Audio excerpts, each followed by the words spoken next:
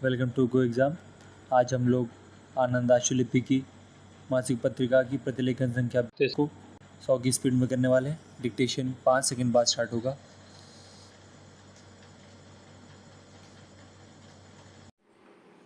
भाइयों और बहनों, एक बार फिर हम अपनी स्वतंत्रता की वर्षगांठ मनाने, अपने राष्ट्रीय झंडे की रक्षा के लिए संकल्प व्यक्त करने, अपनी प्रिय जनता की सेवा का व्रत दोहराने के लिए इस ऐतिहासिक स्थल पर जमा हुए हैं।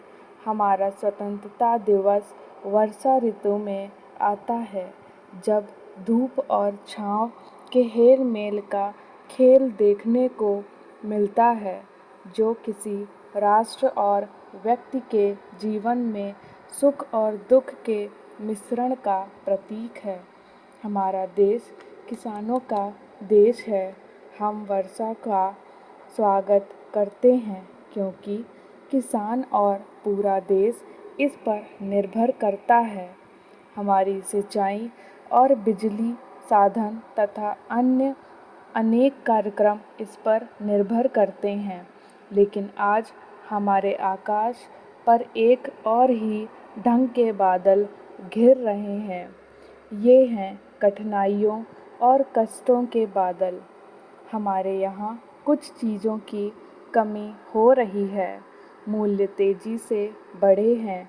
हम इस सच्चाई को छिपाना नहीं चाहते, लेकिन हमें यह समझने की भी कोशिश करनी चाहिए कि ये कमियां हुई कैसे हैं।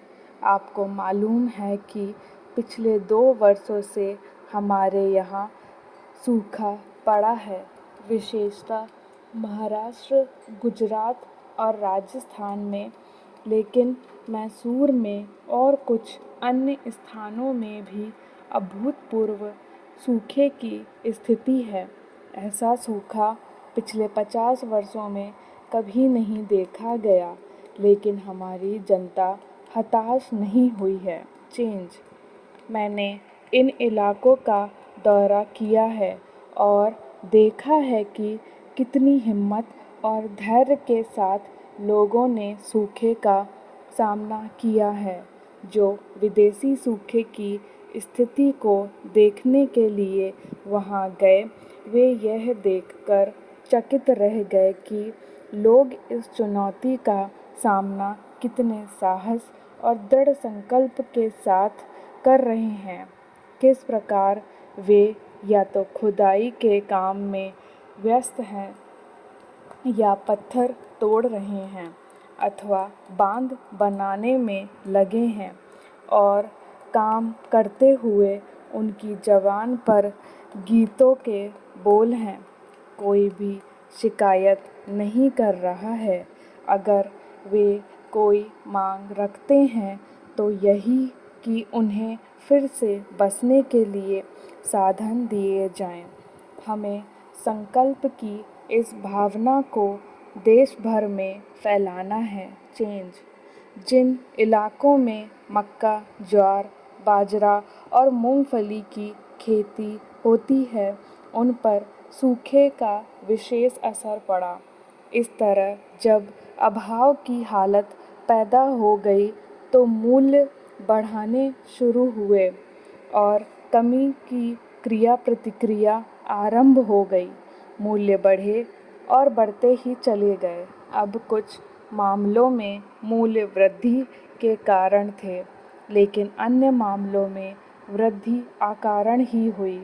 सूखे का असर केवल हमारे देश पर नहीं, बल्कि एशिया और अफ्रीका के अन्य बड़े हिस्सों पर भी पड़ा और उन्हें भी बड़ी मात्रा में अनाज बाहर से मांगना पड़ा।